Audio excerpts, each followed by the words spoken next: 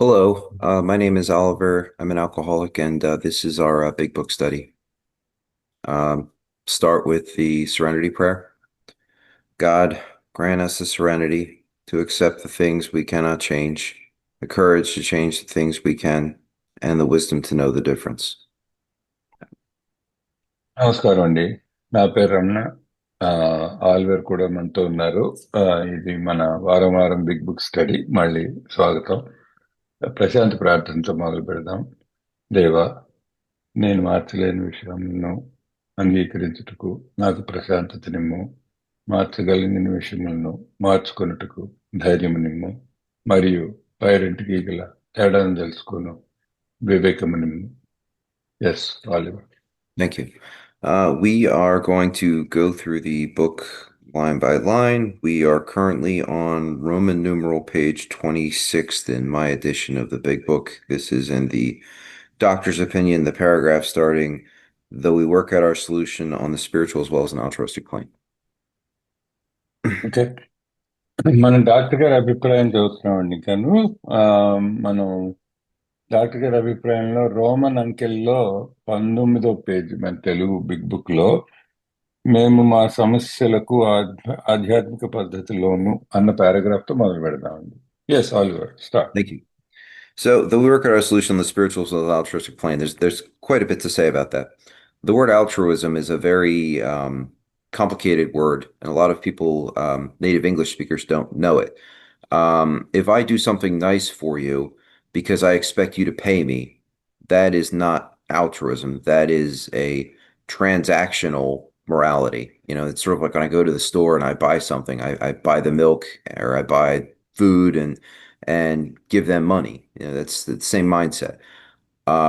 Or if I were to do something nice for you because I expect you to do something nice for me later.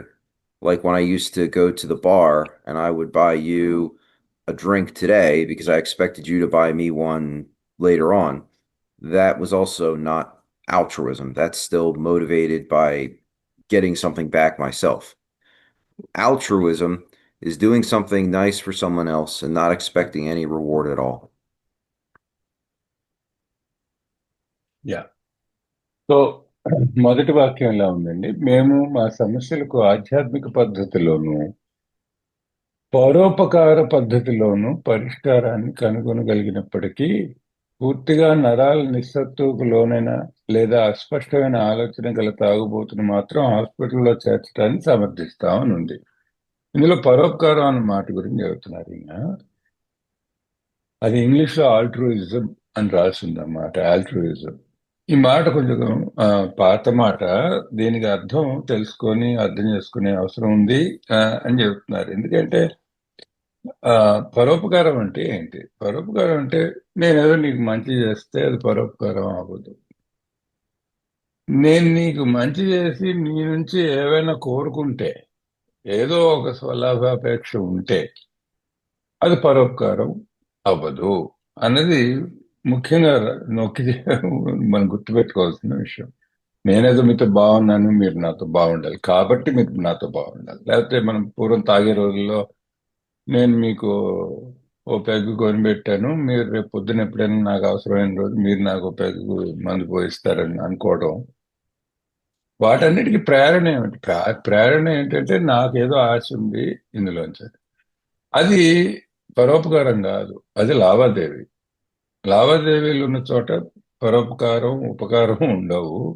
So ఈ మాట మనం గుర్తుపెట్టుకోవాలి అని చెబుతున్నారు. Yes. Thank you. And so we work out our solution on the spiritual plane first. That is my inner relationship with the God of my understanding. And you can't know my spiritual condition. I could tell you one thing and it's another thing. There's no way to gauge that on other than my words. But the way to gauge it is through my actions. So if I tell you that I have a great relationship with God, but you see me lying to people, cheating people, stealing from people, you have reason to question that. If the inner work is good, if the relationship with God is solid, then the actions are altruistic. And you'll see people doing things for other people and not expecting a reward or any benefit to themselves. In fact, sometimes harming themselves and their own interests in the process. And that is a sign that that person has had a spiritual transformation.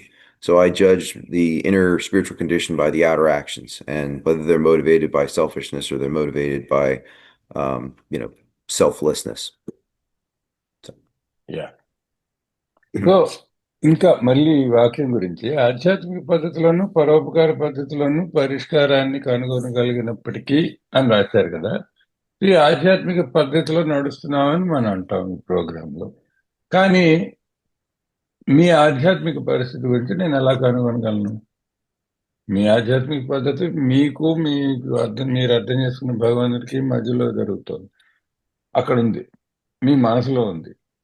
మీ ఆధ్యాత్మిక పరిస్థితి మీరు ఎక్కడున్నారు అన్నది తీర్మానం చేయడానికి నేనెవరిని?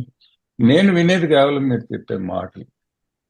మీరు మాటల్లో చాలా చెప్పొచ్చు, నేను చాలా ఆధ్యాత్మికంగా ఎదిగానండి అని చెప్పొచ్చు. కానీ మీరు ఎదిగారో లేదో అన్నది తెలియజేసేది బయట ప్రపంచానికి, అవతల వాళ్ళకి చేష్టలు.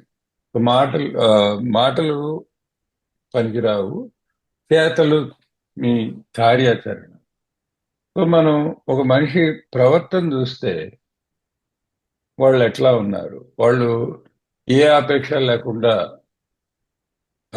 పరోపకారానికి పాల్పడుతున్నారా, 10 మంది కోసం తనను తాను మర్చిపోయి సేవ చేయగలుగుతున్నారా? అది నిజంగా మనం ఆధ్యాత్మిక పరిస్థితిని కొలవడానికి ఒక కొలబద్ద కింద మనకి తెలుస్తుంది ప్రోగ్రాంలో. Yes. thank you. But we favor hospitalization for the alcoholic who is very jittery or befogged. So jittery is delirium tremens, the shakes when befogged is wet-brained. And if you're in that condition, the physical addiction to alcohol is overpowering. Then we think that you might need to go to the hospital before we can do the steps with you and take you through our solution. Yeah ఇక్కడ ఇందాక చదివిన వాక్యంలో పూర్తిగా నరాల నిస్సత్తుకు లోనైనా లేదా అస్పష్టమైన ఆలోచన గల అని అన్నారు కదా. సో నరాల నిస్సత్తువుకు లోనైనా అన్నది జిటరీ అని రాశారు ఇంగ్లీష్ లో. జిటరీ అంటే ఏమంటే వణుకుతో నిండి ఉండడం అన్నమాట. ఇది నాకైతే బాగా గుర్తుంది, మీలో కొంతమంది గుర్తుండొచ్చు. అప్పుడు మన శరీరం అసలు ఎంత ఆల్కహాల్తో కూరుకుపోయి ఉందంటే ఆల్కహాల్ మళ్ళీ పొద్దున్న తాగకపోతే వచ్చే ఆ వణుకు, ఆ దడ, అది జిటరీ అంటే. అలాగే బిఫాగ్డ్ అంటే మబ్బు పట్టినట్టుగా, అంటే ముసురుగా మేసినట్టుగా మనసులో. సో అదే మన వాళ్ళు రాసింది తెలుగులో. నిస్సత్తువుకు లోనైనా అంటే నరాలు పూర్తిగా ఆల్కహాల్ని కోరుకుంటూ ఒళ్ళంతా వణుకు వస్తూ ఉన్న పరిస్థితిలో, కానీ లేకపోతే మనసు తినగా పని చేయకుండా ఏదో ఒక ముసురు కప్పినట్టుగా ఉంటే కానీ ఆసుపత్రికి చేర్చడం, వైద్య సహకారం అందించడం ముఖ్యం. అది లేకపోతే అసలు ముందుకు సాగే పరిస్థితి లేదు. ఎస్. Thank you.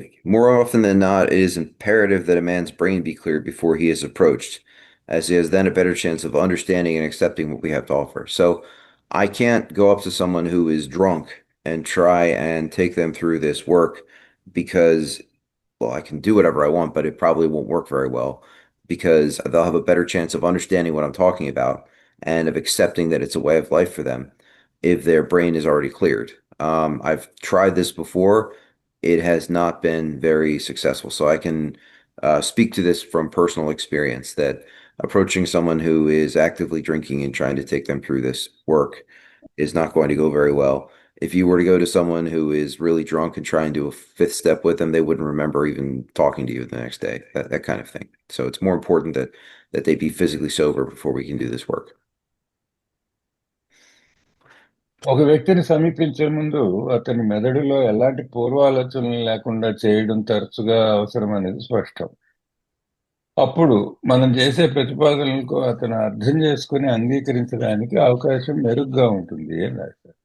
అంటే ఇక్కడ ఏంటంటే మనిషి తాగుతూ ఉన్నప్పుడు కానీ, అప్పుడప్పుడే తాగుడు మాని కానీ, అసలు ముందు శారీరకంగా, తర్వాత మెదడులో ఇందాకలా కప్పిన ముసురు కొంచెం తేలికైతే తప్ప మనిషికి ప్రోగ్రాము, కార్యాచరణ అన్నవి అసలు వంట పట్టవు.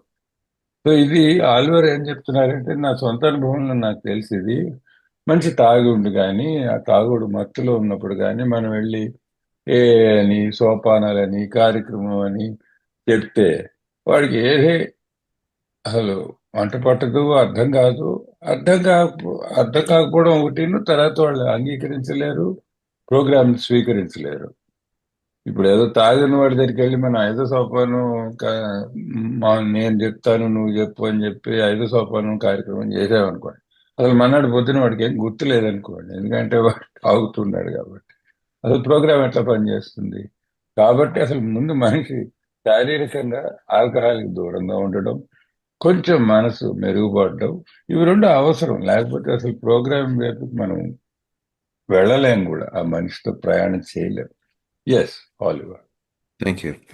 The doctor writes, the subject presented in this book seems to me to be of paramount importance to those afflicted with alcoholic addiction. So basically, paramount means the most important thing, the supreme importance.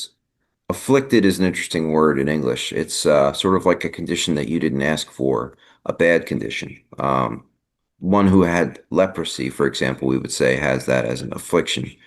And when I'm taking men through this book, I'll ask them, well, how old were you when you started drinking? Were you drinking with other people? How many of those people turn out to be alcoholics? Usually they'll say none of them. They're all leading normal lives now. And, or maybe one or two of them are like us, but the rest of them are not. And it's like, well, when you drank with those people, did you expect your life to turn out this way? And they'll say no. It's normal, active, young experimentation that turns into an affliction for them. Yeah, doctor గారు ఇలా రాశారు. ఇక్కడి నుంచి doctor సిల్క్వర్త్ రాసింది ఉంది కదా, త్రాగుడు అలవాటుతో బాధపడుతున్న వ్యక్తులకు ఈ గ్రంథంలోని అంశాలు అత్యంత ముఖ్యమైనవి అని నాకు అనిపిస్తున్నది అని అన్నాడు. అత్యంత ముఖ్యమైనది ఇంగ్లీష్లో పారమౌంట్ అన్నారు, అంటే అన్నిటికంటే ముఖ్యమైనది. సో అత్యంత ముఖ్యమైనది అనేది గుర్తుపెట్టుకోండి, ఎందుకంటే ఇది ఆల్కహాల్కి సంబంధించి ఈ పుస్తకం కంటే, ఇందులో ఉన్న సందేశం కంటే ఇంకా ముఖ్యమైనది ఏమీ లేదు. ఎంచేతంటే రికవరీ లేకపోతే ఏమీ లేదు. అది మొదటి విషయం. రెండోది, బాధపడుతున్న వ్యక్తులకు అని రాశాను కదా తెలుగులో, అది ఇంగ్లీష్లో అఫ్లిక్టెడ్ అని ఉంది. అఫ్లిక్షన్ అంటే కోరుకోని బాధ, ఎప్పుడు అనుకోని బాధ. ఇప్పుడు ఏదో అనుకోకుండా ఎవరికో కుష్టి వ్యాధి వచ్చింది అనుకోండి, వచ్చిందంతే. ఎందుకు వచ్చింది అన్న దానికి కారణం లేవు. నేను ఎప్పుడు కోరుకోలేదు చిన్నప్పటి నుంచి ఇట్లా అవ్వాలి, కానీ జరిగింది. అటువంటిది ఈ బాధ, ఈ ఆల్కహాలిజం బాధ. సో ఈయన ఏం చెప్తున్నారంటే, చాలాసార్లు కొత్త మిత్రులను అడుగుతారట, నువ్వు ఎన్నింటికి ఎన్నో ఎన్నో ఏట మొదలు పెట్టావు తాగడం? ఏదో 14, 15 ఏదో చెప్తాడు ఆ వ్యక్తి. చెప్పినప్పుడు మరి నీతో పాటు వేరే వాళ్ళు తాగారా అంటే, తాగారండి, 10 మందితో కలిసి తాగేవాడిని, కుర్రాళ్ళం అందరూ ఫ్రెండ్స్ తాగేవాళ్ళం అని చెప్తారు. వాళ్ళందరూ ఇప్పుడు ఎలా ఉన్నారు? 330కి ఏమొస్తుందంటే జవాబు, వాళ్ళందరూ బాగానే ఉన్నారంటే, మామూలు జీవితాలు గడుపుకుంటున్నారు, ఏదో పెళ్లిళ్ళు ఉద్యోగాలు బాగానే ఉంది వాళ్ళ కథ అని. మరి వాళ్ళ కథ బాగుండి మనం ఆల్కహాల్కి ఎందుకేమంటే అప్పుడు అడుగుతాం, మరి ఆనాడు నువ్వు వాళ్ళతో తాగుతూ సరదాగా గడుస్తున్న రోజుల్లో ఇట్లా ఆల్కహాల్కి అయిపోతావు, ఇంత బాధకి గురవుతావు అని ఎప్పుడైనా అనుకున్నావు అంటే, అన్నట్టు అనుకోలేదంటే. అసలు నాకు అసలు ఇట్లా అవుతానని తెలియదు, ఇట్లా అవుతామని కోరుకుంటావా అంటాడు ఎవడైనా. అది ఈ బాధ. ఈ బాధ ఎలాంటిదంటే, మనం కోరుకోకుండా నెత్తి మీద వచ్చి పడింది. ఏదో సరదాగా ప్రయోగాత్మకంగా ఏదో మిత్రులతో 1-2 మందు చుక్కలు తాగుదామని మొదలైంది, మొత్తం జీవితాన్ని ఆవరించింది. అది ఈ బాధ. Yes. Thank you. I say this after many years' experience as medical director of one of the oldest hospitals in the country treating alcoholic and drug addiction. There's not much to say about that paragraph. He is speaking to his experience. He's very used to dealing with us, and he treats drug addiction as well as alcoholism. ఆల్కహాల్కి, మత్తు పదార్థాలకి బాగా మరిగిన వ్యక్తులకి ఎంతో కాలంగా చికిత్స చేస్తున్న దేశం మొత్తంలో ఉన్న చాలా పురాతనమైన హాస్పిటల్స్ లో ఒకదాని మెడికల్ డైరెక్టర్ గా గడిచిన చాలా సంవత్సరాల అనుభవంతో నేను ఈ మాటలు అంటున్నాను. ఇందులో పెద్ద చెప్పేదేం లేదు. ఎటొచ్చి మనం నోట్ చేసుకోవాల్సింది ఏంటంటే, ఒకటి, ఆయనకి ఎంతో అపారమైన అనుభవం ఉంది మనతో. మనతో అంటే తాగుబోతులతో, ఇది కాకుండా మత్తు పదార్థాలు అలవాటైన వాళ్ళతో. ఆ, సో ఏదో ఆషామాషిగా చెప్పిన మాటలు కావు. ఇది ఆయనకి మనతో అలవాటు ఉంది, మన సంగతి పూర్తిగా తెలుసు, మన జబ్బు లక్షణాలు బాగా ప్రస్ఫుటంగా గమనించాడు ఎన్నో వేల మందిలో. అది yes all. Thank you. There was therefore a sense of real satisfaction when I was asked to contribute a few words on a subject which is covered in such masterly detail in these pages. He's very honored to be given a chance to discuss the subject in this book, and the book is, in his opinion, covers the subject in masterly detail. So it's a very well written and thorough analysis of the problem and the solution. త్రాగుబోతనం గురించి చాలా గొప్ప ప్రావీణ్యతతో వివరణలు ఇవ్వబడిన ఈ అద్భుత గ్రంథానికి నన్ను కూడా కొన్ని పదాలు జోడించమని అడిగినప్పుడు నేను నిజమైన సంతృప్తిని పొందాను అన్నాడు. మరి అంత పెద్ద డాక్టర్, అంత అనుభవం ఉన్న డాక్టరు ఈ పుస్తకానికి నాలుగు మాటలు ముందు మాటగా రాయమన్నారు, ఒక ఏదో యోగ్యత పత్రం ఇమ్మన్నారు అని నన్ను అడిగారు అని ఆయన చాలా గౌరవంగా భావిస్తున్నా అని చెప్పుకుంటున్నాడు. పైగా ఇందులో ఆల్కహాలిజం గురించి, దానికి పరిష్కారం గురించి గొప్ప ప్రావీణ్యతతో వివరణలు ఇవ్వబడ్డాయని కూడా చెబుతున్నాడు. అంటే చాలా గొప్పగా రాశారండి దీని గురించి. అంటే మొత్తానికి ఆయన ఆమోద ముద్ర బలంగానే వేశాడు దీని మీద. Yes. Thank you. We doctors have realized for a long time that some form of moral psychology was of urgent importance to alcoholics, but its application presented difficulties beyond our conception. So he knows that something needs to change in these people. You have a man come into Towns Hospital. He's drunk. He spends a month there. He is now as sober as he's ever been in his life. He leaves Towns Hospital. He immediately goes out and gets drunk again. He drinks on the way home from Towns Hospital. In and out, in and out. It doesn't matter what consequences are. He loses his family. He loses his job. He is on the verge of death. He still goes out and drinks, and then he ends up frequently becoming dead. And so something has to change in this man. But they don't know how to make it happen. But they know it has something to do with moral psychology. And I ask everyone I take through this book what those words mean, and I get some very interesting answers. To me, and this is my interpretation of them, psychology is the study of the mind, and morality is your behavior. Whether you behave well or badly, whether you help other people or hurt them. And so the issue for alcoholics fundamentally is that we're very selfish people. And I don't really care about how I affect you. It's all about what's going to happen to me. And so he's talking about using psychological methods, mental tools to change how people behave so that they are less selfish and they become more self-sacrificing and more concerned with those around them. He knows vaguely that that's what has to happen, but he has no idea how to make that happen. Right. త్రాగుబోతులకు ఏదో ఒక రూపంలో నైతిక ఆత్మవిచారణ అత్యంత ఆవశ్యకమని డాక్టర్లమైన మేము చాలా కాలంగా గుర్తించాము. కానీ దాని వినియోగ విషయానికి వచ్చేసరికి మా అవగాహనకు అందని సమస్యలు ఎదురయ్యాయి అని రాశారు. సో ఈ నైతిక ఆత్మవిచారణ అంటే ఏమిటి, ఎందుకు అవసరం అనేది ఒకసారి ఆలోచిస్తే, మొదటి విషయం ఏంటంటేనండి, ఈయన అనుభవంలో ఈయన చూసింది ఏంటంటే, ఆ టౌన్స్ హాస్పిటల్లో డైరెక్టర్గా ఉన్నాడు. తాగుబోతు వస్తాడు, ఏదో చికిత్స చేస్తాం, మందు వేరే చేస్తాం, దూరం చేస్తాం కొన్నాళ్ళు ఒక నెల ఎంతో ఉంటాడు మనిషి. ఉండి మందుకు ఇంక మళ్ళీ తాగండి డాక్టర్ గారు అని చెబుతాడు, మనస్ఫూర్తిగానే చెబుతాడు. మళ్ళీ ఇంటికి వెళ్తూ కూడా తాగిన సందర్భాలు ఉంటాయి. లేకపోతే కొన్నాళ్ళు పోయాక తాగుతాడు ఆ తాగుబోతు. తాగి మళ్ళీ ఏమవుతాయి, పర్యవసానాలు ఏమిటని తెలుసు, పూర్తిగా తెలుసు, ఏం జరగబోతోందని తెలిసి కూడా తాగేవాడే తాగుబోతు. భార్య వదిలిపోతుందని తెలుసు, పిల్లలు దూరం అవుతారని తెలుసు, ఉద్యోగం పోతుందని తెలుసు, రోడ్డుని పడతారని తెలుసు, అన్నీ తెలుసు, అయినా తాగుతాడు వెళ్ళి. మరి తను తాను తాగకుండా ఆపుకోలేని ఈ వ్యక్తి మరి పరిష్కారం కావాలంటే వీడి సమస్యకి మార్పు అన్నది కావాలి కదా. ఆ మనుషులు ఏదో మార్పు రావాలి, ఈ ప్రవర్తనని మార్చుకోవాలి మనిషి.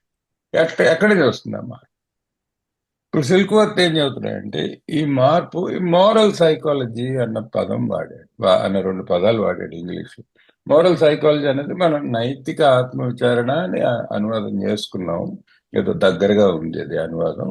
అయితే మోరల్ సైకాలజీ అని రెండు మాటలు ఉన్నాయి కదా. ఇది ఈయనేం చెప్తున్నారంటే మోరల్ అంటే ఏంటంటే నైతిక అని అర్థం. అంటే మంచి చెడుకి సంబంధించిన విషయం. రెండు, సైకాలజీ అంటే ఏమిటి? మనసుకు సంబంధించిన విషయం, శాస్త్రం యాక్చువల్లీ, రైట్? మానసిక శాస్త్రం. సో ఈ మనిషి ముందు మంచి చెడు తెలుసుకునే పద్ధతికి రావాలి. మనకి ఉన్న మంచి చెడు సమస్య ఏంటంటే, నైతికమైన సమస్య ఏంటంటే ముఖ్యంగా విపరీతమైన స్వార్థపరత్వం. ఆల్కహాలిక్స్ అసలు తను తప్ప అసలు ప్రపంచం గురించి ఆలోచించే పనే లేదు. అది ఆల్కహాలిక్ మనసులోని తత్వం. దాన్ని మెల్లగా మార్చి దాన్ని పక్కవాడి గురించి ఆలోచించే స్థాయికి తేవాలి. అది జరగవలసిన మార్పు. ఆ మార్పు ఎక్కడి నుంచి వస్తుంది? మానసికమైన పనిముట్లు ఏదో వాడాలన్నమాట. మానసిక శాస్త్రం నుంచి తీసుకొని అది వాడాలి. ఇది చూచాయిగా తెలుసు సిల్క్వర్త్కి. ఎటొచ్చి ఏం చెబుతున్నాడంటే, డాక్టర్లు గారు మేము మాకు తెలిసిన మానసిక శాస్త్రంలో ఇది ఎలా కలిగించాలి మార్పు అన్నది మాకైతే తెలియదు, కానీ ఇది అవసరం అని మాత్రం అర్థమవుతుంది అని చెబుతున్నాడు. Yes. Okay.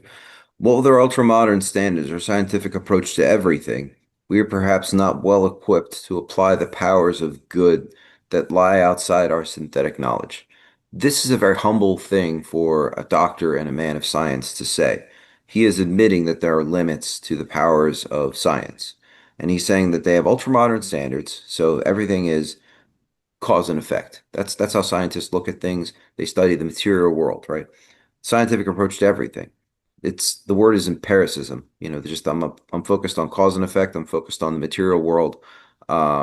I can measure everything because I'm a scientist. But basically, at the end of the day, a scientist is a bean counter. They're looking at things that are material. They're not looking at anything else. And he's not well equipped to apply the powers of good that lie outside of that knowledge. It's sort of like if I could build you a computer, I can build you the best computer in the world, and then I give it to you. It's the best hardware available, and then you download a virus. There's nothing that I can do in building the computer that will stop you from downloading a virus. Or if I'm the greatest mechanic in the world and I can fix a car or build a car in no time, and I give you the car, there's nothing that I can do that will teach you how to drive. So you drive the car off a bridge or into a tree. There's nothing I can do about that. Bring the car back to me, I'll fix it up again. You drive it into a tree again because you don't know how to drive it, even though I know how to build it and fix it. And there's sort of two different tool sets. He doesn't have the tool set to help us. Very humble admission. Sorry. Right. వైద్య రంగంలోని మా అత్యంత ఆధునిక ప్రమాణాలు మేము ప్రతి విషయాన్ని శాస్త్రీయ దృక్పథంలో పరిశీలించడం కారణంగా మా కృత్రిమ పరిజ్ఞానం పరిధి ఆవల ఉన్న మంచితనం యొక్క శక్తులను వినియోగించుకోవడానికి మేము సరిగ్గా సంసిద్ధులమై లేము. ఇది ఒక డాక్టర్గా ఆయన ఈ వాక్యం రాయడం అనేది ఎంతో వినయంతో కూడుకున్న విషయం. ఆలోచించండి, ఆయన ఏం చెబుతున్నాడు. ఆయన విజ్ఞాన శాస్త్రానికి, ముఖ్యంగా వైద్య శాస్త్రానికి అందులో నిష్ణాతుడు, సరే చదువుకున్నవాడు, వైద్యం కూడా చేశాడు ఎంతో మందికి. మరి అటువంటి వాడు ఆ శాస్త్రాన్ని నమ్ముకొని బ్రతుకుతున్న మనిషి. వీళ్ళు సైన్స్ తప్ప వేరే అంగీకరించిన వ్యక్తులు. అలాంటి వ్యక్తి డాక్టర్ గారు చాలా సింపుల్గా ఏం చెప్పేశాడంటే, ఏమంటే మాకు అర్థం కొన్ని ఉంటాయండి, మాకు మా పరిజ్ఞానానికి ఆవలు కూడా కొన్ని ఉన్నాయి, వాటిని మేము పూర్తిగా అర్థం చేసుకోలేకపోయాం అని ఎంతో వినయంతో స్పష్టంగా రాసిపరిచాం. ఇది ఎందుకు ముఖ్యం అంటే, విజ్ఞాన శాస్త్రంలో ఏంటంటే వాళ్ళ పద్ధతి ఏంటంటే, ఒక భౌతికంగా ఏదో దాన్ని గమనించి దాన్ని అధ్యయనం చేయడం. ఈ కారణం వల్ల ఈ ఫలితం ఉంటుంది అని, ఈ కాజ్ అండ్ ఎఫెక్ట్ అనేది దాన్ని పూర్తిగా అధ్యయనం చేయడం. 10 మందిలో అధ్యయనం చేయడం, వైద్యులు అయితే 100 మందిలో 1000 మందిలో అధ్యయనం చేయడం, దానికి ఏదో మందు కనిపెట్టడం. ఇది వాళ్ళు చేసే పని. కాకపోతే మీకు మీరు చేసుకునే హానిని ఎలా నివారించాలో వాళ్ళకే తెలియదు. ఇప్పుడు ఉదాహరణకి ఇప్పుడు నేను ఒక కంప్యూటర్ మంచిది కనిపెట్టాను అనుకోండి. నేను దాన్ని కష్టపడి అది ఇది అన్ని జోడించి ఒక కంప్యూటర్ తయారు చేశాను. తయారు చేసి మీ చేతిలో పెట్టాను. మీరు బయటికి వెళ్ళి ఒక వైరస్ అందులో డౌన్లోడ్ చేసుకుంటే అది తగలడింది. మళ్ళీ నా దగ్గర తెస్తారు. నేను మళ్ళీ ఆ కంప్యూటర్ని మళ్ళీ సరి చేసి మీకు ఇస్తా. మీరు మళ్ళీ పోయి వైరస్ డౌన్లోడ్ చేస్తారు. మీ వైరస్ డౌన్లోడ్ చేసే గుణాన్ని నేను మార్చలేని. కంప్యూటర్ అయితే మంచిది సృష్టించగలను. అలాగే కొన్ని మెకానిక్ అని అనుకోండి, మీ కారు అద్భుతమైన కారు అంతా బాగా సెట్ చేసి మీకు ఇస్తా. మీరు వెళ్ళి రోడ్డు మీద యాక్సిడెంట్ చేశారు అనుకోండి, మీకు డ్రైవింగ్ రాదు. నేనేం చేయను? మళ్ళీ తెస్తాను నా దగ్గరికి ఆ, సొట్ల పడిన కార్ని. మళ్ళీ దాన్ని అంతా బాగు చేసి మళ్ళీ మీ చేతిలో పెడతా. మీరు మళ్ళీ వెళ్ళి పెట్టుకో పుట్టుకో కొడతారు దాన్ని. మీకు డ్రైవింగ్ రాదండి. మీ డ్రైవింగ్ లేని సమస్యలు నేనేం చేయలేను. నేను కారు విషయంలో నిష్ణాతుడినే. అయితే ఏం చేయమంటారు? మీ ప్రవర్తనలో మార్పుని ఎట్లా తేను? ఇది సిల్క్ వర్డ్ సమస్య. ఏమండి, వైద్యులుగా మేము విఫలమయ్యామని చెప్తున్నాడు ఒక మాటలో. అది చాలా గొప్ప విషయం, ఎంతో వినయంతో కూడిన విషయం. మామూలుగా వాళ్ళ ఆ, వాళ్ళు ఎంత నిష్ణాతులు అన్న విషయం మీద వాళ్ళకి చాలా గర్వం ఉంటుంది. అంత గర్వం ఉండే డాక్టరు ఒక్కసారిగా భూతలానికి వచ్చి, ఏమండి మాకు తెలియనివి చాలా ఉన్నాయని ఒప్పేసుకున్నాడు. ఇది మనం అంగీకరించాల్సిన విషయం ఇన్నాళ్ళ తర్వాత కూడా. Yes, Oliver. Thank you. Many years ago, one of the leading contributors to this book came under our care in this hospital, and while here, he acquired some ideas which he put into practical application at once. They are talking about Bill Wilson, the founder of AA, and he came to this hospital in 1934.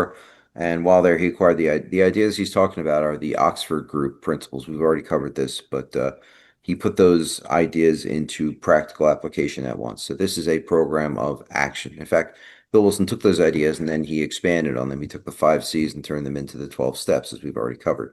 But it doesn't matter what ideas Bill Wilson had, so much as it matters that he used them and he did them. You could memorize every word of this book in any language you want, but if you don't take action, you will drink if you're an alcoholic of our variety. I know I will. And I know plenty of people who know this book better than I do who are out drinking right now because they didn't take the actions that this book suggests. Yeah, ఈ గ్రంథానికి ఎక్కువగా సహకారాన్ని అందించిన వ్యక్తుల్లో ఒక ఆయన చాలా సంవత్సరాల క్రితం ఈ హాస్పిటల్లో మా సేవలు పొందడం జరిగింది. ఆయన ఇక్కడ ఉండగా పొందిన కొన్ని ఆలోచన భావాలను వెంటనే ఆచరణలో పెట్టాడు. ఇది మీకు తెలుసు. బిల్ విల్సన్ ఈ ఆసుపత్రిలో చేరడం గురించి ఈ విషయాన్ని ప్రస్తుతం చేస్తున్నాడు. అయితే బిల్ విల్సన్ వచ్చాడు, ఆఖరిసారిగా వైద్యు సహకారం పొందాడు 1934 డిసెంబర్లో. మనకు తెలుసు ఆ కథ, మళ్ళీ చదువుతాం బిల్ కథలో. అయితే ఇక్కడ ముఖ్యమైన విషయం ఏంటంటే ఇక్కడ పొందిన కొన్ని ఆలోచన భావాలను, ఏం ఆలోచన భావాలు అది? ఆక్స్ఫర్డ్ గ్రూప్ మనం ఇంతకుముందు మాట్లాడుకున్నాం. ఆ ఆక్స్ఫర్డ్ గ్రూప్ లో ఉన్న 5 C'లు అని చెప్పి మాట్లాడుకున్నాం. వాటిని కొంచెం మార్పు చేర్పులు చేసి 12 సోపానాల కార్యక్రమం రూపుదిద్దుకుంది అని చూసాం ఈ పుస్తకంలో. అయితే ఈ సోపాన కార్యక్రమం రాయడం ఒక ఎత్తు, ఇక్కడ చాలా నొక్కి గుర్తుపెట్టుకోవాల్సిన విషయం ఏంటంటే వెంటనే ఆచరణలో పెట్టాడు. ఎవరు? Bill Wilson. ఆలోచన ఏదైనా వచ్చింది, కానీ దాన్ని వెంటనే కార్యాచరణలో పెట్టడం ముఖ్యం. ఈ ప్రోగ్రాం మొత్తానికి పునాది ఏంటంటే వెంటనే ఆచరణలో పెట్టడం. ఇప్పుడు ఈ పుస్తకమే ఉందనుకోండి, బిగ్ బుక్ రాసి చాలా నాళ్ళైంది, చదువుకున్న వాళ్ళు చాలా మంది ఉన్నారు. బిగ్ బుక్ లో చాలా పండితులు ఉన్నారు, పండితులు అయిపోయిన వాళ్ళు ఉన్నారు. అంటే ఏంటి? ప్రతి పదం పూర్తిగా గుర్తు పెట్టుకొని అవలీలగా ఆశువుగా చెప్పగలిసిన వాళ్ళు ఉన్నారు. దీని మీద కవిత్వం చెప్పగలిసిన వాళ్ళు చాలా మంది ఉన్నారు. పాండిత్యం కాదండి ముఖ్యం. కాకపోతే అందులో చాలా మంది తాగుతూ ఉన్నారు, అది కూడా ఉంది. ఎందుకు తాగుతున్నారంటే వెంటనే ఆచరణలో పెట్టలేకపోవడం. దీనికి పునాది కార్యాచరణ, ఏదో పుస్తక పఠనం కాదు ఇది. సో బిల్ కథలోంచి మనం నేర్చుకున్నది సిల్క్ వర్త్ మనకు చెబుతుంది కూడా అదే. Yes. Thank you.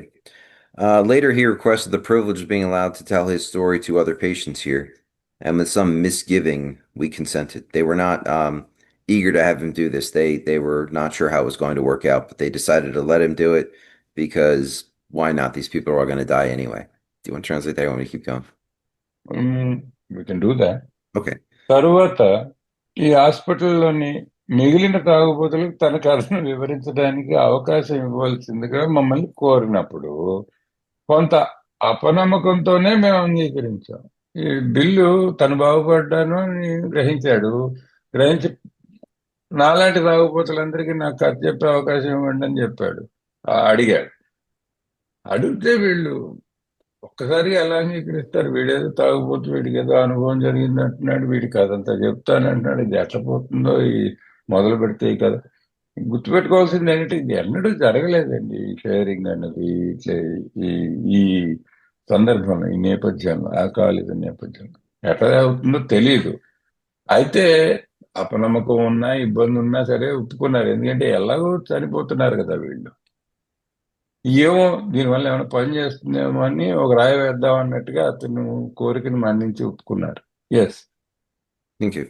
The cases we have followed through have been most interesting. In fact, many of them are amazing. I'll just read the next sentence. The unselfishness of these men as we come to know them, the entire absence of profit motive, and their community spirit is indeed inspiring to one who has labored long and warily in this alcoholic field. So they followed through on some of these cases, and the ones they followed through have been, his word is amazing, but he, later on in the book they would call this a miracle, but the more secular term is that it's amazing. It astounds them. The unselfish these men has come to know them. It's a miracle to see people unselfish because we're the most selfish people in the world. We don't care about anyone but ourselves. And to see us transformed into unselfish men, to see the lack of profit motive. I'll help you if you pay me. I'll do anything for anyone if they pay me. And to see people with that mindset change so that there's no profit motive, there's nothing in it for themselves and their community spirit. Because, I remember drinking, we didn't care about anybody at all. Oh, wow, he died. Oh, well, I've got mine. That's all that matters to me. Every man for himself. And now we're all in this together. We are a fellowship that is walking each other home. And this is inspiring to him because he knows what alcoholics are like. He's worked with us for years. He knows how selfish we are. He knows how greedy we are. He knows how we're all in it for ourselves and we're all like rebellious individuals. And so it's inspiring to him to see that this change is possible. Right. ఆ తర్వాత మేము గమనించిన దృష్టాంతాలన్నీ చాలా కుతూహలాన్ని కలిగించాయి. వాస్తవానికి వాటిలోని చాలా అంశాలు విస్మయాన్ని కలిగించాయి. వాస్తవానికి వారి గురించి మేము తెలుసుకున్నంత వరకు వారికి స్వార్థం, లాభాపేక్ష అనేది ఏ కొసానా లేకపోవడం, వారి సామాజిక సేవా దృక్పథం, ఈ ఆల్కహాలిక్ రంగంలో ఎంతో కాలంగా శ్రమించి అలసిపోయి ఉన్న వ్యక్తిగా నాకు వాస్తవంగా ఉత్తేజాన్ని కలిగించేవిగా ఉన్నాయి. వాస్తవంగా అని 3 సార్లు రాశాడు. అంటే పాపం నొక్కి నొక్కి చెబుతున్నాడు ఈ మనిషి. ఇందులో ముఖ్యంగా ఏంటంటే నాకు చాలా అంశాలు విస్మయాన్ని కలిగించాయి అంటున్నాడు. ఈ విస్మయాన్ని కలిగించడం అనేది ఇక్కడ రాశారు. కొంతసేపు ఈ పుస్తకం చదువుకుంటూ వెళ్తే ముందు మనం చూసే పదం అద్భుతం అని కూడా రాస్తాం. అయితే అద్భుతం అనే పదం కొంచెం మత గ్రంథాల నుంచి వచ్చింది. మిరకిల్ అన్న పదం క్రిస్టియన్ గ్రంథాల నుంచి వచ్చింది. మామూలు వాడుకలో ఉన్న పదం విస్మయం అనమాట. అత్యద్భుతంగా ఉంది, ఏమిటి ఇదంతా విస్మయం కలిగిస్తోంది, ఆశ్చర్యంగా ఉంది అని చెబుతున్నాడు. అయితే ఏమిటంటే ఆశ్చర్యం కలిగించింది? మొదటి విషయం ఏంట్రా అంటే స్వార్థం, లాభాపేక్ష ఏ కోసానా లేకపోవడం. ఎందుకంటే అసలు మన గుణాలు తెలుసండి బాగా. వేలకు వేల మంది ఆల్కహాలిస్ట్తో పనిచేసిన మనిషి. అసలు ప్రపంచంలోకెల్లా అతి స్వార్థపరులు ఎవర్రా అంటే ఆల్కహాలిక్లు. ఈ విషయాన్ని గమనించాడు ముందు. అలాంటిది నాకేంటి అనకుండా పక్కవాడికి ఎలా అని ఆలోచించడం, ఆ మార్పు కళ్ళెదురకుండా కనబడుతుంటే మరి ఆశ్చర్యమే కదా.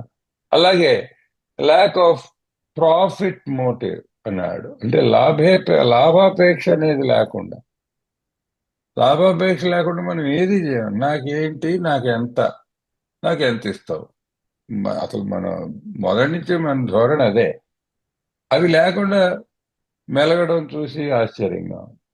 తర్వాత సామాజిక సేవ దృక్పథం. అసలు ఆల్కహాలిజంలో ఉన్నప్పుడు మన పద్ధతి ఎలా ఉంటుందంటే మన వైఖరి ఏంటంటే పక్కోడు పోయాడు, ఓహో పోయాడా అని చెప్పి మనంతట ఒకసారి దులిపేసుకొని మనం మళ్ళీ మన షాప్కి వెళ్ళిపోయి నా మందు నేను కొనుక్కొని తాగేయటం. ఇది నా వరకు నా పద్ధతి. అలాంటిది అయ్యో పక్కవాడు బాధపడుతున్నాడు, వాడికి చెయ్యి అందించగలనా, సహాయం చేయగలనా అని చెప్పి ఒకరికొకరు తోడుగా ఒక మిత్రమండలి ఆయన కళ్ళ ఎదురుగుండా ఏర్పడుతుంది. ఇది చాలా స్ఫూర్తి కలిగించింది ఆయనకి. స్ఫూర్తి కలిగించి అసలు ఇలాంటి వాళ్ళు ఇలా ఎలా తయారయ్యారో పూర్తిగా మార్పు చెందుతోంది, అది రాస్తున్నాడు. ఇది ఆ, కొత్తగా అతని ముందు ఉద్భవిస్తున్న ఒక అద్భుతం అని చెప్పుకోవచ్చు. Yes. Thank you. They believe in themselves and still more in the power which pulls chronic alcoholics back from the gates of death. So they believe in the fellowship of AA, themselves and each other, and still more in God. God is the power that pulls chronic alcoholics back from the gates of death. We use the word God, but I mean, they're talking about a higher power here, but any, a power that's greater than each of them individually in their individual conception of God. That power is the most important thing, and it pulls each individual alcoholic back from doom. Yeah. వారికి వారిపై విశ్వాసం ఉంది, మరియు మరణ ద్వారాల అంచుల నుండి ముదిరిన త్రాగుబోతులను వెనక్కు లాగగలిగే అద్భుత శక్తిపై వారికి మరింత నమ్మకం ఉంది. ఇది చాలా అందమైన వాక్యం. వారికి వారిపై విశ్వాసం. అసలు మొట్టమొదటిసారిగా వాళ్ళల్లో ఆత్మవిశ్వాసం కనిపిస్తోంది. వాళ్ళ మిత్రమండలిపై వాళ్ళకి ఒక నమ్మకం ఉంది, ఒకటి. రెండు, ఇంత దారుణమైన పరిస్థితి అంటే మంది మరణ ద్వారాల అంచుల దగ్గర ఉన్నాం, చావుముఖంలో ఉన్నాం, ముదిరిపోయిన తాగుబోతులు అందరం. వాళ్ళని వెనక్కి లాగగలిగే అద్భుత శక్తిపై వారికి మరింత నమ్మకం. అంటే ఉన్నత శక్తి ప్రస్తావన వచ్చింది ఇక్కడ. దేవుడు అవచ్చండి, ఇక్కడ ఉన్నత శక్తి అనే అనుకోవచ్చు. ఏదో ఒక శక్తి, వ్యక్తి కంటే అధికమైనది ఒక శక్తి, అంతే మనకు కావాల్సింది.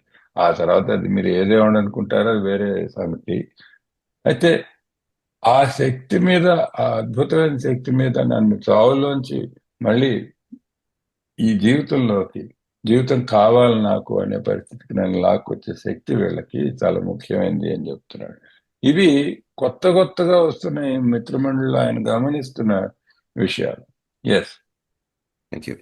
Of course, an alcoholic ought to be freed from his physical craving for liquor, and this often requires a definite hospital procedure before psychological measures can be of maximum benefit. We already talked about this. The physical addiction to alcohol has to be overcome before we can really effectively work with people. Yeah. ఇంత ముందే చెప్పుకున్నామండి, కాకపోతే వాక్యం చదువుతాను. మానసిక ప్రయత్నాల నుండి గరిష్ట ప్రయోజనాన్ని పొందడానికి ముందు తాగుబోతు అయిన వ్యక్తిని ఆల్కహాల్ తీసుకోవాలనే శారీరక వాంఛ నుండి విముక్తి చేయవలసిన అవసరం ఉంది. అందుకు హాస్పిటల్ యొక్క సేవలు, పద్ధతులు అవసరం ఉంటాయి. ఇది ముందే చెప్పుకున్నాం. అంటే తాగుండగా కానీ, తాగుడు కోరిక బలంగా ఉన్నప్పుడు కానీ కార్యక్రమం చేయటం చాలా కష్టం అవుతుంది. ముందు ఈ హాస్పిటల్ కార్యక్రమం, ముందు ఆల్కహాల్ని దూరం అయితే ముందు అసలు ఏమైనా బురకెక్కే అవకాశం ఉంది ఈ ప్రోగ్రామ్. Yes. Thank you. We believe, and so suggested a few years ago, that the action of alcohol in these chronic alcoholics is a manifestation of an allergy, that the phenomenon of craving is limited to this class and never occurs in the average temperate drinker. These allergic types can never safely use alcohol in any form at all, and once having formed the habit and found they cannot break it, once having lost their self-confidence, their reliance upon things human, their problems pile up on them and become astonishingly difficult to solve. So, alcohol affects alcoholics differently than normal people, normal drinkers. For us, it's sort of an allergy, and the allergy is defined as the phenomenon of craving. A phenomenon is an event that happens. The craving they're talking about is when I have one drink, I can't stop there, I will keep going. Normal drinkers can have two or three drinks and go home. An alcoholic has two or three drinks and they get started. And, you know, this again is limited to alcoholics and doesn't occur for normal drinkers. And so these types can never use alcohol in any form. That not only includes alcohol, beer, wine, whiskey, anything, but also I would argue drugs, because I will use drugs alcoholically as well. But once having formed this habit and finding I can't stop drinking, and once having lost, self-confidence and the ability to rely on human means to get sober, problems pile up on me. So I come into Alcoholics Anonymous with a litany of problems, relationship problems, criminal problems, employment problems, money problems, you name it. And it's sort of like a pile of problems, and one doesn't even know where to begin solving them. ఉమ్. బాగా ముదిరిపోయిన తాగుబోతుల విషయంలో alcohol వారి వంటికి సరిపడదని, ఇది మనం allergy అని రాశారు ఆ, English పుస్తకంలో. మొత్తం సమస్య ఈ విషయ ప్రభావితమైనని, త్రాగాలనే తీవ్రమైన తృష్ణ వీరికే పరిమితమని, ఇది అబ్సెషన్ అని రాస్తాం. సాధారణంగా తాగే వ్యక్తులలో ఈ తృష్ణ ఎప్పుడూ సంభవించదని మేము విశ్వసించడమే కాక కొన్ని సంవత్సరాల క్రితం సూచించడం జరిగింది. ఈ రకమైన ఆల్కహాల్ వంటికి సరిపడిన వ్యక్తులు మాత్రం ఆల్కహాల్ని ఏ విధంగానూ సురక్షితంగా వినియోగించుకోలేరు. ఒకటి, మన జబ్బు లక్షణాలు రెండు ప్రముఖమైన విషయాలు చెప్పాడండి. ఒకటి ఏంటంటే, తాగాలని తీవ్రమైన తృష్ణ. ఆ తృష్ణే నన్ను, ఆ విపరీతమైన బలమైన కోరికే నన్ను వైన్ షాప్కి పట్టుకెళ్ళి. రెండు, ఒక చుక్క తాగాను ఇంకా ఆపలేను. ఈ ఆపలేను అన్న దాన్ని అలర్జీ అనుకోండి, ఏమని అనుకోండి, ఫినామినన్ ఆఫ్ క్రేవింగ్ అని కూడా అన్నాడు సిరిక్వర్త్. ఇందులో క్లుప్తంగా చెప్పాలంటే మన అందరికీ తెలిసిందే. ఇప్పుడు 2-3 డ్రింకులు తాగి 2-3 పెగ్గులు తాగి ఇంటికి వెళ్ళిపోతాడు మామూలు మనిషి. 2-3 పెగ్గులు తాగి మనం ఇంటికి వెళ్ళడం కాదు, మనకి ఇంకా అప్పుడే మొదలవుతుంది, ఇంకా గొంతు తడుపుకున్నాం అంతే. ఆ తర్వాత ఇంకా సాగేది చాలా కథ చాలా ఉంది. అది సరే, ఇందాకలా ఆలివర్ చెప్పారు కదా, బీరు, ఆయన విస్కీ, ఏదైనా సరే మనకి ఏదైనా పర్వాలేదు. ఆయన విషయంలో ఆయన మత్తు పదార్థాలని కూడా చెప్పాడు. నాకు ఇంకా అనుభవం లేదు, దేవుడు దయచేసి అదొక్కటి నా దగ్గర తేలే. అయితే ఏ ఈ విధమైన ఆల్కహాల్ అయినా తాగేస్తాము, ఇంకొకటి మొదలు పెడితే ఆగదు. ఇది విషయం. తర్వాత, ఈ రకమైన ఆల్కహాల్ వంటికి సరిపడిన వ్యక్తులు మాత్రం ఆల్కహాల్ని ఏ విధంగానూ వినియోగించుకోలేరు అని చదివాం కదా. ఒకసారి అలవాటుగా తయారయ్యి ఇది ఇక దానిని మానుకోలేమని తెలుసుకున్నాక, తమ ఆత్మవిశ్వాసాన్ని తమ సొంత మానవ శక్తిపై ఆధారపడడం కోల్పోయాక వారి సమస్యలు పేరుకుపోతాయి. ఇది ముఖ్యం. ఆ, తాగుడు పెరుగుతూ పోతుంది, ఏదో చెడ్డ అలవాటు అన్న దశ నుంచి ఇది జీవితాన్ని పూర్తిగా ఆవరించడం మొదలు పెడితే ఇంకా అక్కడి నుంచి ఉన్న ఆత్మవిశ్వాసం పోతుంది. నాకు నేను నా పరిష్కారం చేసుకోగలను నా సమస్యల్ని అన్న విశ్వాసం పోతుంది. సహజమైన మనిషికి ఉండే ఆత్మవిశ్వాసం పూర్తిగా క్షీణించిపోతుంది. మూడో విషయం ఏంటంటే, సమస్యలు చాలా గబగబా పేరుకుపోతాయి. కొండంత సమస్య అవుతుంది. ఒక సమస్య కాదండి, మనకి మన చుట్టుపక్కల వాళ్ళతో సత్సంబంధాలు, సంబంధాలు, బంధాలు అన్నీ కూడా తెగిపోవటం మొదలు పెడతాయి, లేకపోతే ఇబ్బందికరంగా తయారవుతాయి. డబ్బు సమస్య, ఉద్యోగం సమస్య, ఇంకా అన్ని సమస్యలే. ఈ సమస్యలు ఎట్లాగంటే ఆ తర్వాత ఏ సమస్యతో మొదలు పెడతాం పరిష్కారం అని అసలు దిక్కు తెన్ను తోచని పరిస్థితికి మనం వెళ్తాం. దాన్ని ఏమన్నాడు, వాటిని పరిష్కరించడం ఆశ్చర్యకరంగా అసాధ్యమైన విషయంగా పరిణమిస్తుంది. అసలు ఎక్కడ మొదలు పెట్టను, ఎలా తేల్చను, ఇది దీని బదులు వెళ్ళి మంత్ అవుతుంది మేలన్ని అన్న పరిస్థితికి వచ్చాను నేనైతే. Yes, all. Thank you. Should we stop there? It's 17 minutes. You want to do one more paragraph? Okay, that's fine. Yeah, and then go. Yeah. Okay. For all the emotional appeal seldom suffices. The message which can interest and hold these alcoholic people must have depth and weight. In nearly all cases, their ideals must be grounded in a power greater than themselves if they are to recreate their lives. There's a lot to this paragraph, so apologies if we run a little over. For all the emotional appeal, when they say frothy, it's like froth on a beer or foam. The impression I get is when someone's really excited and they're yelling at you and they get those little bits of spittle in the edge of their mouth, like they have rabies, like a rabid squirrel or something. And it means appealing to your emotion, like you're an idiot for drinking, I hate you for drinking, like I'm angry at you for drinking, or if I'm a police officer and I threaten to arrest you for drinking, if I'm a judge and I threaten to put you in prison for drinking, I'm your spouse and I threaten to leave you if you keep drinking. That's for all the emotional appeal. And it doesn't work with alcoholics usually because it comes across as condescending. I'm better than you and I'm smarter than you and I'm going to manipulate you. into doing what I want. And alcoholics don't react well to that at all, in my experience. And this is the message which Ken, interested in hold these alcoholics, has to have depth and weight. And that's what we do in AA. We come at people not like we're better than them. You're in an alcoholic pit, and these other people are standing at the top of the pit yelling down at you, why don't you climb out? The alcoholic goes into the pit with you and shows you the way out because they've already been in a similar pit and they know the way out. That's depth and weight. We meet the newcomer at his level, not like we're superior beings, because we aren't. Because someday I could be drunk and that newcomer could be the one helping me. So I have to approach him as if he were my sponsor, as if he were the one taking me through this, because someday he might be, right? And then it says nearly all cases their ideals have to be grounded in a power of themselves. They're talking about God here, the God of your understanding, the God of the alcoholic's individual understanding. If they are to recreate their lives, this is not a stop drinking program. This is not a don't drink and go to meetings and hang out in AA program. We are talking about something really different here. We're talking about having our lives recreated by working the steps, because that is what the steps do. They are a surrender program, and they create a new person who has a new relationship with life that is grounded in a conscious relationship with the God of their understanding. That's all I got. Thanks. Yeah ఊరికే ఉద్వేగంతో కూడిన విజ్ఞప్తులు చేస్తూ పోతే ఉపయోగం ఉండదు. త్రాగుబోతుల్లో కుతూహలాన్ని కలిగించి వారిని నిలువరించే సందేశం ఏదైనా ఎంతో హృద్యమైనది, గంభీరమైనది అయి ఉండాలి.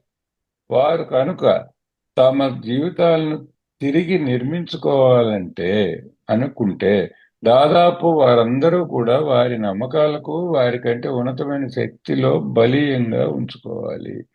ఇది చాలా ముఖ్యమైన వాక్యం అండి. ఒకటేంటంటే ఈ ఊరికే ఉద్వేగం అంటే ఫ్రోదీ ఎమోషనల్ అపీల్ అని రాశారు ఇంగ్లీష్‌లో. ఫ్రోదీ అంటే ఏంటంటే ఇప్పుడు బీర్ రాత్రి పైన నురగ కడుతుంది చూడండి అలాంటి. ఇప్పుడు ఊరికే పోతుంది. ఇప్పుడు మనం ఎమోషనల్‌గా ఏదో భావోద్వేగంతో ఒక ఆల్కహాల్‌తో మాట్లాడితే అది చచ్చిన పని చేయదు. అది ఊరికే బుద్బుదాల్లాగా ఆహ్, వాడు గంభీరంగా తోచదు. ఎందుకు? భార్య ఉంది, నిన్ను వదిలిపోతానంటుంది. పోలీసోడు ఉన్నాడు, నిన్ను జైల్లో పెడతానంటాడు. జడ్జి గారు ఉన్నారు, నేను 90 రోజులు జైల్లో వేస్తానని ఏదో తీర్పు చెప్తానని మనని బెదిరిస్తారు. ఈ బెదిరింపులు, మాటలు ఇవేవి ఆల్కహాలిక్‌కి సరిపోవు. ఎందుకంటే వాళ్ళందరూ కూడా నువ్వు తప్పు చేస్తున్నావు, నువ్వు తప్పు చేస్తున్నావు, నువ్వు చెడ్డవాడివి, నువ్వు వెర్రివాడివి, నువ్వు పిచ్చివాడివి, ఏదో ఒక తీర్పు చెప్తున్నారు నీ గురించి. ఆ ఆ ఆ దృక్కోణంతో మాట్లాడుతున్నారు. నా ఉద్దేశంలో ఆయన ఏం చెప్తున్నారు, నేను కూడా ఏకీభవిస్తున్నా. అలా ఎవడైనా మాట్లాడితే నాతో, నేను అసలు మాట విన్ను. ఎందుకంటే నా తత్వమే తిరుగుబాటు తత్వం. నేను అసలు విన్ను. అలా నేను గొప్పవాడిని నీకంటే, నేను చెప్పిన మాట విను అని ఎవడైనా మాట్లాడాడో, నేను వాడి మాట వినిపించుకోను అన్నది ఖాయం. అయితే హృద్యమైనది, గంభీరమైనది సందేశం ఎలా ఇస్తున్నాం ఆల్కహాలిక్, నేను నీకంటే గొప్పవాడిని, నేను సోబర్‌గా ఉన్నాను అని ఎవడు చెప్పట్లే ఇక్కడ. బాబు నాకు తెలుసు నీ బాధ నేను పడ్డాను అని చెబుతున్నావు.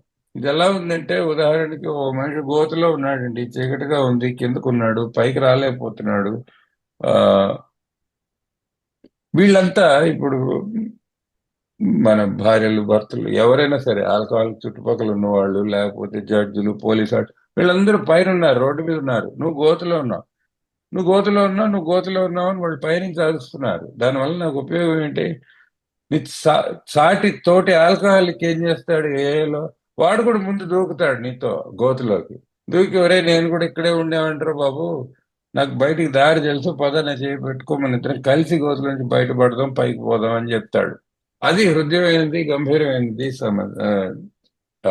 సందేశం. ఆఖరి వాక్యంలో వారి నమ్మకాలను వారికంటే ఉన్నతమైన శక్తితో బలీయంగా ఉంచుకోవాలి అని చెప్తున్నారు. ఇక్కడ సరే జీవితాన్ని మనం బాగు చేసుకోవాలంటే ఉన్నత శక్తి తథ్యం అని చెప్తున్నాడు. అయితే ఇక్కడ ఆఖరి విషయం ఏంటంటే తిరిగి నిర్మించుకోవాలని అనుకుంటే అని రాశారండి. ఇది చాలా ముఖ్యం. ఈ ప్రోగ్రాం ఏమిటి అంటే జీవితాన్నే పునర్నిర్మాణం చేసుకుంటున్నాము. ఇదేదో జీవితాన్ని సవరించుకుంటున్నాం, సరిదిద్దుకుంటున్నాం, లేకపోతే విజయానికి 7 సోపానాలు అలాంటి కథ కాదు ఇది. మనం విజయాలు సాధించట్లేదు, సవరించుకోవట్లేదు, ఏం చేయట్లేదు. మనం జీవితాన్నే, కూలిపోయిన జీవితాన్ని పునర్నిర్మించుకుంటున్నాం. ఒక తుఫాను వచ్చి ఇల్లు కొట్టుకుపోతే మళ్ళీ కొత్త ఇల్లు కట్టుకుంటున్నాం. అది కార్యక్రమం. అందుకే పునర్నిర్మాణం అనేది చాలా ముఖ్యమైన పదప్రయోగం అని చెబుతుంది. ఇక్కడితో ఈ వారం ముగిద్దామండి. ఇంకొక విషయం చెప్తాం. మళ్ళీ వారం జూలై 4వ తారీఖు ఇది మనం చేసుకోవట్లేదండి బిగ్ బుక్ స్టడీ. ఒకటేంటంటే ఇది అమెరికా దేశంలో వాళ్ళ ఆగస్టు 15 అనమాట, ఇది వాళ్ళ స్వతంత్ర దినోత్సవం. అదే ఆయనకి ఆ, వర్తిస్తుంది. నా మటుకు నేను కెనడాలో మన ఇంటర్నేషనల్ కాన్ఫరెన్స్ జరుగుతుందండి వ్యాన్కూవర్లో. నాకు మహా ఉత్సాహంగా ఉంది. నేను వెళ్ళి అక్కడ పాల్గొంటున్నాను. వెళ్ళి ఊరికే కొంతమంది వేల మంది ఆల్కహాలికులు ఉంటారట. ఆ విషయాలన్నీ వేరే చెప్తాను మీకు. సో ఈ కారణాల ద్వారా వల్ల మళ్ళీ వారం ఒక్కటి చేయమండి. మరుసటి వారం నుంచి మళ్ళీ మొదలు పెట్టుకుందాం. అంతవరకు సెలవు. కరణ్.